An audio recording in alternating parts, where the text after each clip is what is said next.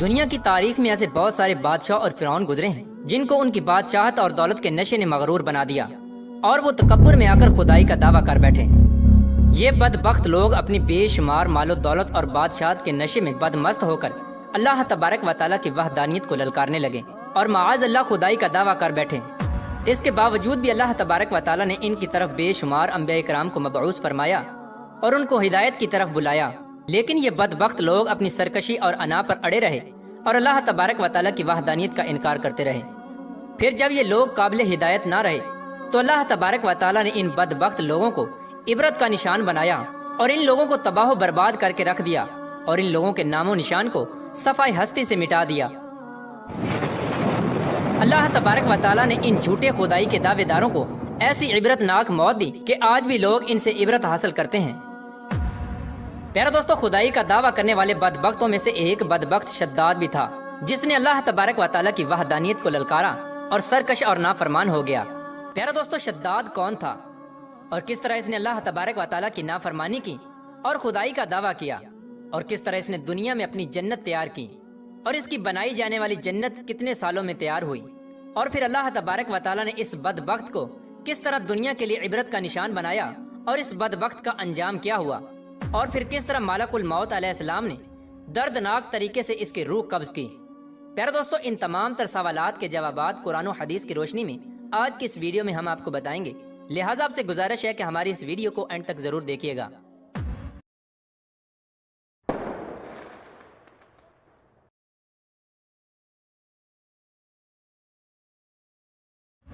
پیارا دوستو، شداد اس قوم کی نسل میں سے تھا جو دنیا کے سب سے طاقتور ترین قوم تھی، جس کو قوم عاد کہا جاتا ہے۔ اس قوم کے بارے میں اللہ تبارک و تعالیٰ قرآن پاک میں ارشاد فرماتا ہے کہ ان کے جیسی قوم نہ اللہ تبارک و تعالیٰ نے ان سے پہلے پیدا کی اور نہ ہی ان کے بعد کسی قوم کو پیدا کیا۔ قوم عاد احقاف کے اندر آباد تھی۔ احقاف ایسی جگہ تھی جہاں ریت کے بہت ہی بلند و بالا ٹیلے تھے، اور احقاف کا یہ علاقہ یمن اور عمان کے درمیان بکھرا ہوا تھا۔ اس علاقے کے اندر قوم عاد 8,500 سال پہلے آباد تھی۔ اس قوم پر اللہ تبارک و تعالیٰ کا یہ خاص کرم تھا کہ اللہ تبارک و تعالیٰ نے اس قوم کو دنیا کی سب سے طاقتور قوم بنایا تھا۔ اس کے ساتھ ساتھ اللہ تبارک و تعالیٰ نے اس قوم کو سرسبز و شاداب باغات اور وافر مقدار میں کھیت عطا فرمائے تھے۔ اس قوم کے پاس بے شمار جانور تھے اور پینے کے لیے میٹھا پانی تھا۔ اس کے علاوہ بھی اللہ تبارک و تعالیٰ نے اس قوم کو بے شمار نعمتوں سے نوازا تھا۔ چنانچہ اس قدر مال و دولت اور نعمتوں کی فراوانی کی وجہ سے یہ قوم بھٹک گئی اور اللہ تبارک و تعالیٰ کی نافرمان قوم ہو گئی اور یہ باغی ہو گئے۔ ان کی ہدایت کے لیے اللہ تبارک و تعالیٰ نے حضرت ہود علیہ السلام کو ان کی طرف مبعوث فرمایا۔ حضرت ہود علیہ السلام اس قوم کو اللہ تبارک و تعالیٰ کے حکم سے تبلیغ کرنے لگے اور اللہ تبارک و تعالیٰ کی وحدانیت کی طرف بلانے لگے، لیکن یہ قوم اپنے کفر و شرک سے باز نہ آئی اور حضرت ہود علیہ السلام کا مذاق اڑانے لگی۔ شداد جو کہ اسی قوم کی نسل میں سے تھا، وہ اس قوم کا بادشاہ تھا اور یہ 2 بھائی تھے۔ روایات میں آتا ہے کہ ایک کا نام شداد تھا اور ایک کا نام شدید تھا۔ شدید پہلے بادشاہ بنا اور وہ فوت ہو گیا۔ اس کے فوت ہو جانے کے بعد شداد نے حکومت سنبھالی اور اس طرح یہ دنیا کی سب سے طاقتور قوم عاد کا بادشاہ بن گیا۔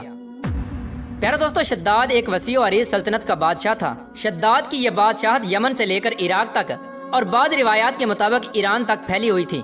شداد نے اپنی طاقت کے زور پر بڑے بڑے بادشاہوں کو اپنے زیر کر لیا تھا۔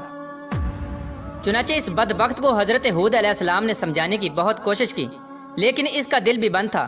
چنانچہ جب حضرت ہود علیہ السلام نے شداد کو اللہ تبارک و تعالیٰ کی وحدانیت کی طرف بلایا اور ایک خدا کی عبادت کرنے کا حکم دیا، تو اس وقت شداد اور حضرت ہود علیہ السلام کے درمیان ایک زبردست مکالمہ ہوا، جس کے نتیجے میں شداد نے حضرت ہود علیہ السلام سے پوچھا کہ اگر میں اللہ تبارک و تعالیٰ پر ایمان لے آؤں تو مجھے کیا حاصل ہوگا؟ تو اس وقت حضرت ہود علیہ السلام نے شداد سے فرمایا کہ تم پر جنت حلال ہو جائے گی۔ جنت کا نام سنتے ہی شداد حضرت ہود علیہ السلام سے پوچھنے لگا کہ یہ جنت کیا ہے؟ تو حضرت ہود علیہ السلام نے شداد کو جنت کا نقشہ بتایا اور جنت کی نعمتوں کے بارے میں شداد کو بتایا۔ حضرت ہود علیہ السلام کی یہ بات سن کر شداد مسکرانے لگا اور حضرت ہود علیہ السلام کو دیکھ کر کہنے لگا کہ یہ کون سی بڑی بات ہے، ایسی جنت تو میں بھی تیار کر سکتا ہوں۔ حضرت ہود علیہ السلام نے شداد کو اس کے اس کفر و شرک سے روکنے کی بہت کوشش کی، لیکن یہ بدبخت باز نہ آیا۔ چنانچہ اس وقت شداد نے اپنی سلطنت کے بہت بڑے بڑے کاریگروں کو اکٹھا کیا اور احقاف میں ارم کے مقام پر 20 کوس لمبی اور چوڑی جنت بنانے کا کام شروع کروا دیا۔ چنانچہ شداد کی تیار ہونے والی اس جنت میں सोने और चांदी की ईंटें लगाई गईं और जवाहरात भी लटकाए गए। इस बदबख्त शद्दाद ने अपनी उस बनाई जाने वाली जन्नत में शहद, दूध और पानी की नहरें भी रवां कर दी और दुनिया जहान के खूबसूरत दरख्त, पौधे और फूल भी लगवा दिए और उस जन्नत को तरह तरह के जवाहरात से मुज़य्यन कर दिया।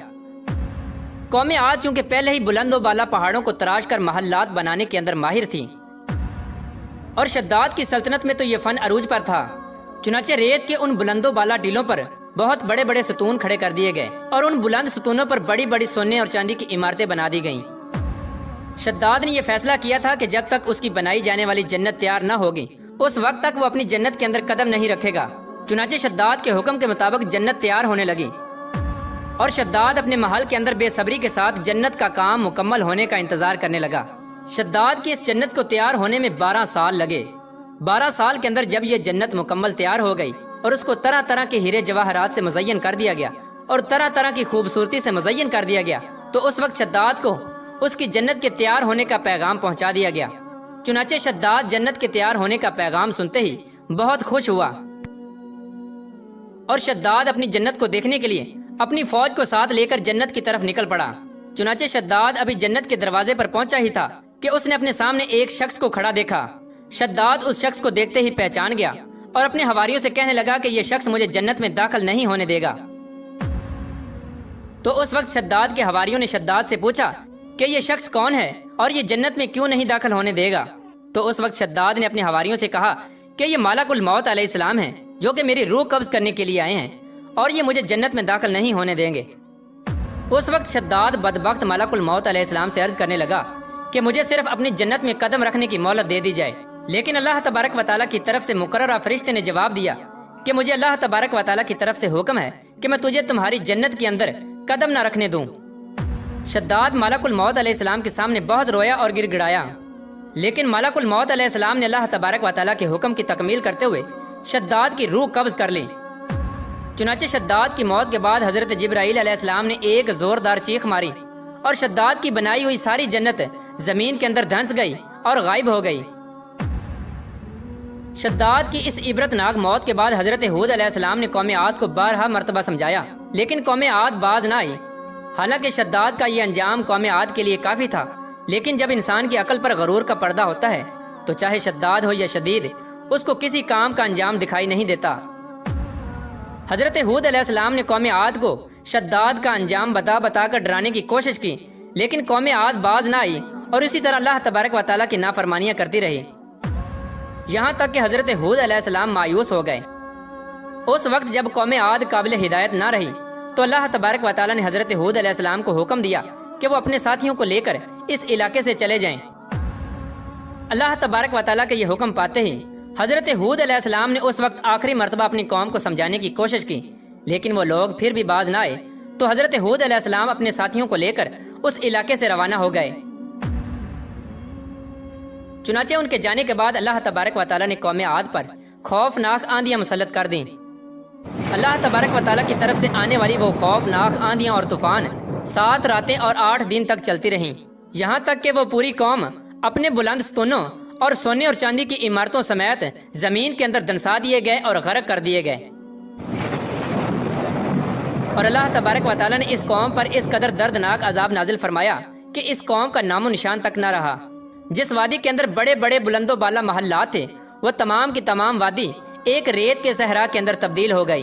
कौम आद के उस इलाके को अल्लाह तबारक व तआला ने इस तरह जमीन के अंदर गर्क कर दिया कि वहाँ पर सिर्फ और सिर्फ रेत के टीले बाकी बचे और किसी भी चीज़ का नामो निशान न बचा।